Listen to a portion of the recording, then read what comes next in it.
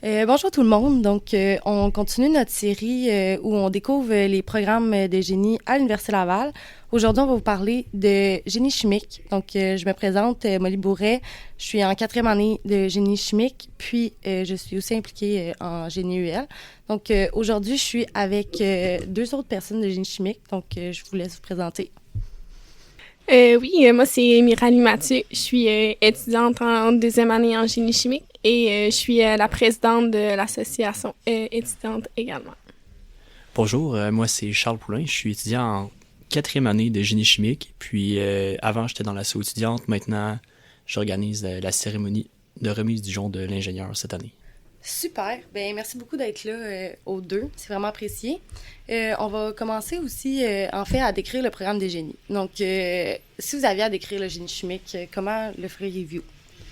C'est c'est quand même dur à décrire, là, mais c'est quand même assez large. Mais c'est tout ce qui est le procédé. Fait que moi, souvent, quand je veux le décrire à quelqu'un, c'est pas, on voit tout ce qui est dans les machines. Donc, par exemple, s'il y a une auto, ben, qu'est-ce qu'il y a dans l'auto? Il va y avoir de l'essence. Ben, l'essence, c'est nous qui a produit. Si, par exemple, quand on fait de l'alimentaire, là, dans une canette, ben, il faut ou de la bière ou peu importe, c'est des distilleries, c'est tout nous qui peut opérer ça. Là. Donc, ça va regrouper le secteur alimentaire, ensuite minier, du pétrole, métallurgie. Donc, c'est vraiment très, très large. Pharmaceutique aussi. Ouais, pharmaceutique, traitement des eaux. Donc, ça peut aller vraiment de l'environnement jusqu'à assez large. Là, puis, c'est ça. Je pense que Charles a quand même vraiment bien décrit, là, mais c'est ça. Moi, je pense que ça relie vraiment la science, la théorie à la réalité. Ouais. Donc, justement, là, on travaille beaucoup dans le procédé, puis on va rendre les choses à grande échelle. On va produire des choses à grande échelle, puis justement, là, dans plusieurs secteurs de... Ouais. Beaucoup de chaînes de production aussi, là, puis comme Charles l'a dit, dans plusieurs secteurs différents. Donc, c'est quand même un génie quand même très large. Ouais. Puis souvent, la différence, je trouve, on est un peu les génies qui supervisent tout. Là, donc, on va travailler avec l'ingénieur mécanique, l'ingénieur électrique. Puis c'est nous qui comprend comme la chaîne de production au complet. Donc, par exemple, si on a un réacteur ou une pompe, on va donner tous les paramètres à l'ingénieur mécanique pour qu'il nous aide ou à un ingénieur électrique pour qu'il fasse la programmation. Donc, c'est un peu nous qui est au début du projet qui va plus chapeauter ça. Vraiment. Pour un étudiant qui nous écoute, qui sort du cégep ou même du secondaire, selon vous, c'est quoi les champs d'intérêt d'une personne, en fait, qui pourrait être intéressée par le génie chimique? Ben, c'est sûr que la personne, elle doit aimer Les maths. les maths, c'est ça. Aimer les mathématiques, la physique, parce que, en fait, dans la première année, c'est pas mal ce qu'on fait, là, des cours de base de l'ingénieur. Faut également qu'ils aiment comprendre parce que, tu sais, vraiment, comme Charles l'a dit, on part vraiment de tout début, puis on va rendre un projet jusqu'à sa phase terminale. Là. Donc, faut qu'ils comprennent bien comment que les équipements vont marcher, comment le procédé va fonctionner. Je dirais aussi un étudiant curieux qui veut en apprendre davantage sur plein de choses, là, en fait, là, sur les procédés et tout.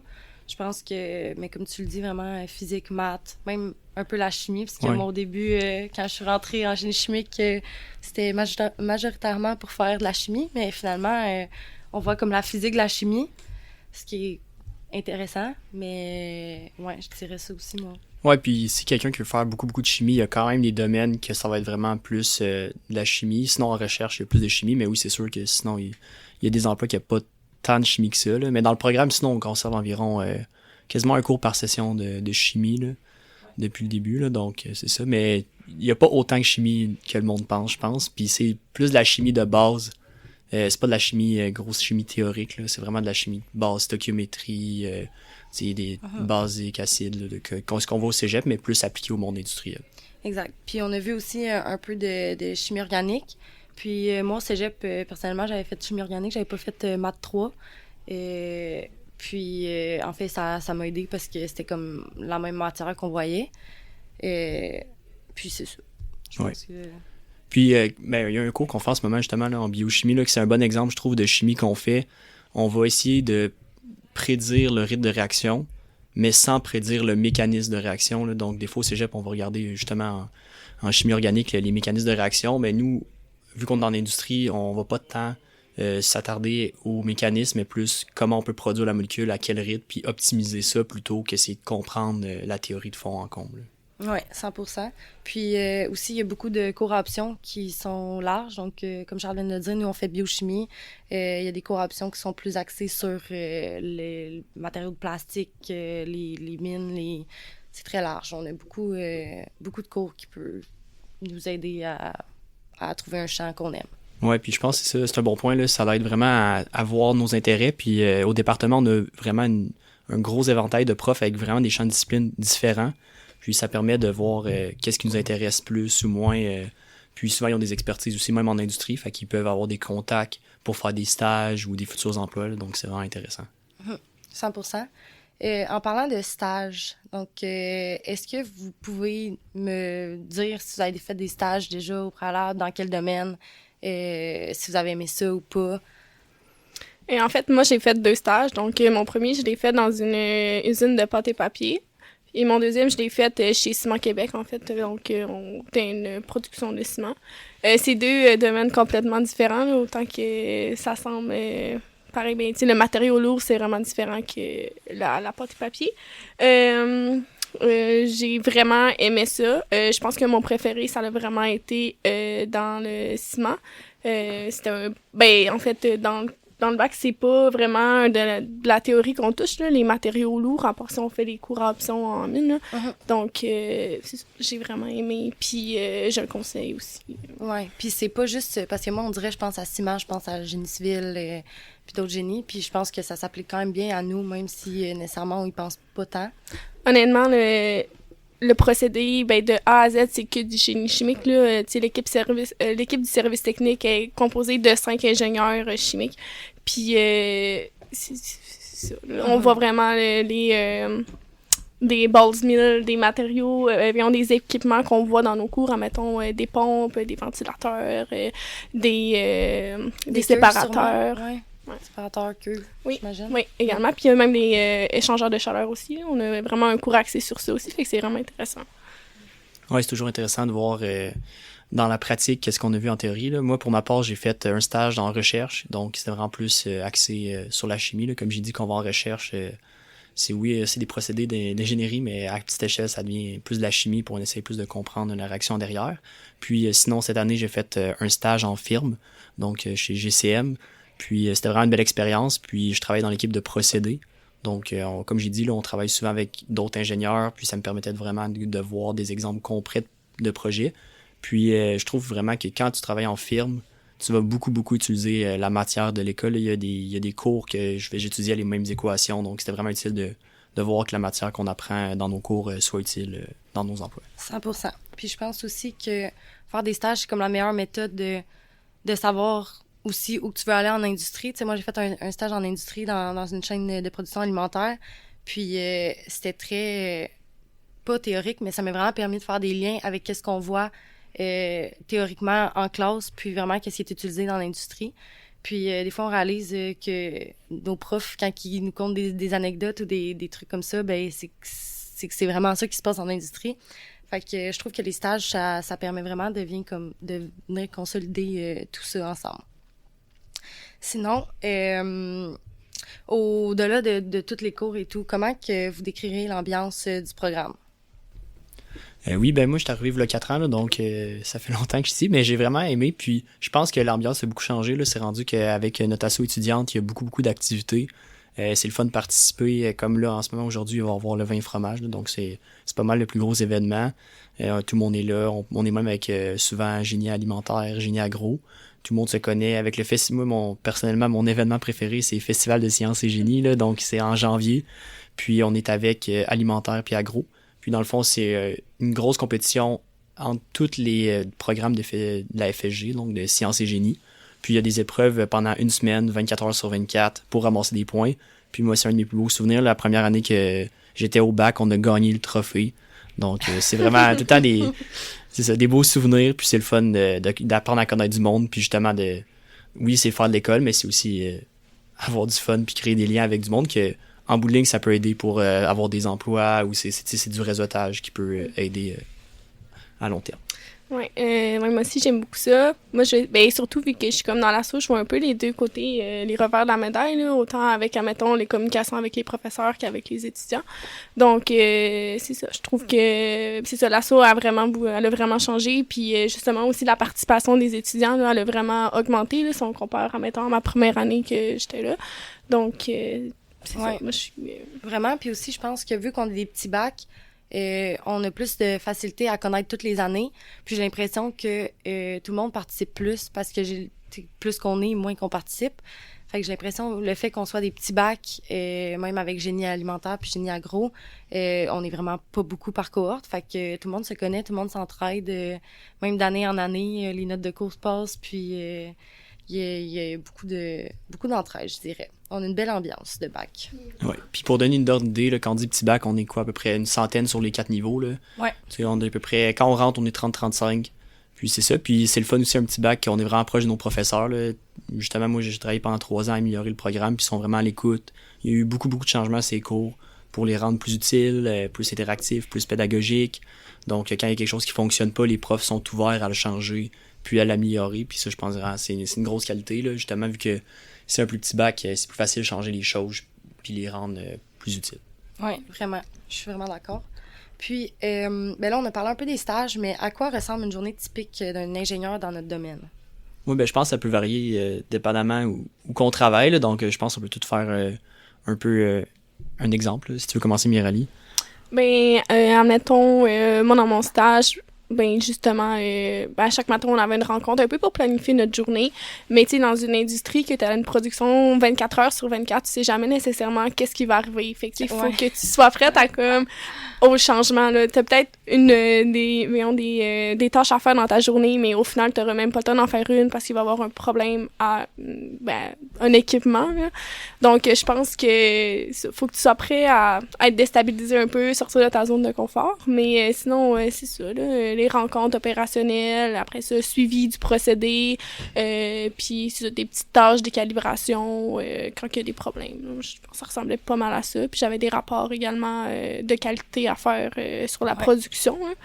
Fait que moi, c'était vraiment plus, admettons, un suivi quotidien des équipements. Puis quand il y avait un problème, mais moi, j'étais un peu la personne ressource. Fait que là, j'allais aller sur le terrain, j'allais regarder c'était quoi le problème dans mon équipement, puis travailler beaucoup en équipe avec les opérateurs, car en fait, c'est leur milieu, là, donc... Les différentes équipes aussi, là, la maintenance, pour tout ce qui est... Justement, quand on a un problème d'équipement et tout, c'est pas nous qui règle ça. Il y a des équipes pour ça, formées pour ça.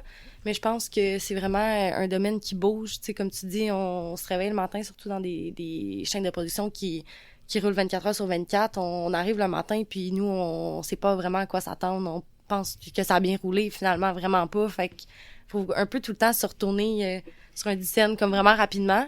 Mais je pense que c'est vraiment aussi une belle qualité d'une industrie qui bouge vraiment beaucoup. Puis c'est ça, c'est le fun, justement, quand c'est pas tout le temps routinier, puis on voit plein de choses différemment. Je trouve que, en tout cas, on en apprend vraiment, vraiment plus vite comme ça. Oui, puis je trouve que c'est important aussi, là, tu as mentionné les opérateurs, là, mais en bout de ligne, c'est vraiment utile de leur parler parce que c'est eux qui opèrent. Donc, le but, c'est de leur rendre la vie facile puis que le procédé opère. Fait que ça sert à rien de faire une procédure trop compliquée, là, donc je pense que c'est important aussi d'avoir des échanges. Puis en bout de ligne, c'est eux qui connaissent mieux le procédé quand ils sont sur le terrain. Là. T'as beau le voir sur papier, eux, c'est eux qui l'opèrent. Puis souvent, ils ont beaucoup de connaissances quand ça fait longtemps qu'ils travaillent dessus. Là, donc c'est vraiment utile. Puis c'est le fun d'avoir du savoir technique de leur part. Là. Vraiment. Moi, pour ma part, pour la journée en firme, là, c'est un peu différent. Là. Des fois, on fait des rencontres, des visites sur le terrain, là, mais sinon, c'est plus rare un peu. Sinon, moi, je commençais mes journées souvent avec une rencontre avec la personne qui me chapeauterait, là, donc mon ingénieur. Sinon, en firme, on va travailler sur plusieurs projets en même temps. Les équipes vont changer d'un projet à l'autre, donc on travaille avec différentes personnes. Et les projets sont tout le temps multidisciplinaires, donc on va travailler dépendamment de la phase. Des fois, c'est juste des phases d'évaluation, voir est-ce que le projet est faisable économiquement ou pas. Ou des fois, c'est des phases vraiment pour la construction. Donc c'est ça. Puis sinon, dépendamment, moi, c'est moi qui gérais ma journée, quoi faire. Dépendamment du projet, est-ce qu'il va être urgent ou plus dans 2 semaines, c'est moi qui gère ça. C'était faire des calculs, faire des études, par exemple, de risque, comment contrôler les appareils. Donc, c'était beaucoup de documents, puis des calculs. Puis sinon, quand j'avais besoin d'aide, j'allais demander. Puis sinon, des réunions sur des projets, soit pour m'expliquer un projet, ou des fois, c'était avec le client. Des fois, des rencontres de clients, soit pour spécifier quelque chose ou quand on a des rencontres pour évaluer les risques. Encore là, il peut y avoir par exemple des opérateurs pour nous aider à faire ça. Donc, c'est variable, puis c'est vraiment plus flexible, je pense, qu'en opération. Là, c'est quelque chose d'urgent, c'est toi qui choisis à le faire, mais c'est toi qui gères plus ton horaire, puis il y a moins d'heures précises pour ça, à part les réunions. Là. Ouais, t'es comme plus autonome un peu. Tu ouais, vas exact. Il y a personne qui vient voir qu'est-ce que tu as fait aujourd'hui, mais comme si on te donne une tâche, il faut que tu dises OK, faite pour telle date parce que le projet est à remettre pour le client. Puis c'est tout le temps beaucoup d'organisation parce que des fois, il y a un calcul, tu penses, qui peut être rapide, mais finalement, ça fonctionne pas ou peu importe, il y a tout le temps des spécificités, puis c'est ça qui prend du temps à savoir, puis c'est ça. Oui, puis surtout, présentement, on sort, mettons pour moi et Charles, on sort de l'université, on connaît ce qu'on a appris un peu en classe, mais en industrie, c'est pas tout le temps ça. Fait que c'est comme vraiment une période d'adaptation pour tout ce qui est spécificité et tout, des différents projets. Donc, oui, puis même dans les industries, juste dans ma compagnie à moi, il y a tout le temps des personnes plus qualifiées sur des sujets que d'autres. On peut pas tout savoir. Par exemple, si c'était, je me rappelle à un moment donné, c'était vraiment sur une usine précisément de produits chimiques, il y a une personne qui était plus qualifiée que l'autre versus dans la raffinerie, il y a quelqu'un qui avait plus d'expérience, puis c'est tout le temps des champs de compétences différents, puis c'est pour ça qu'il faut que tout le monde s'aide, parce que c'est vraiment spécifique des fois, fait qu'il faut le savoir, mais tu peux pas tout savoir, puis c'est sûr que quand on sort, on connaît un peu moins de choses, mais on apprend beaucoup en faisant des stages, justement. Donc, ça fait pas mal le tour des questions qu'on avait. Donc, pour finir, est-ce que vous avez un conseil ou un message pour les futurs étudiants dans un programme de génie ou dans le génie chimique en particulier?